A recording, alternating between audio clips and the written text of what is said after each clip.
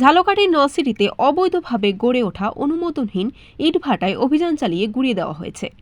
এ সময় ভাটায় প্রস্তুতকৃত কাঁচা ইট ধ্বংস ও ভাটা গুঁড়িয়ে দিয়ে মালিককে ৩ লক্ষ টাকা জরিমানা করেছে ভ্রাম্যমাণ আদালত। বৃহস্পতিবার দুপুরে উপজেলা মগর ইউনিয়নের সুজাবাদ গ্রামে মেসার্স মুন ব্রিক্স ইট ভাটায় পরিচালিত অভিযানের নেতৃত্ব দেন উপজেলার নির্বাহী অফিসার ও নির্বাহী ম্যাজিস্ট্রেট মোহাম্মদ নজরুল ইসলাম।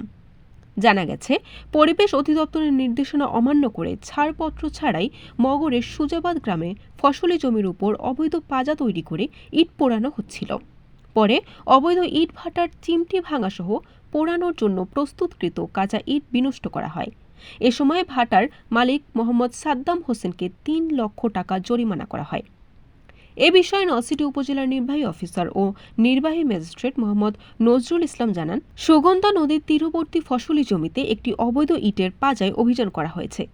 কৃষি জমি বিনষ্ট করে অবৈধভাবে ইট পোড়ানোর দায়ে ভাটা মালিককে ভ্রাম্যমাণ আদালতের মাধ্যমে ৩ লক্ষ টাকা জরিমানা করা হয়েছে। এই অভিযান অব্যাহত থাকবে বলেও তিনি আরও জানান। বরিশাল.নিউজ।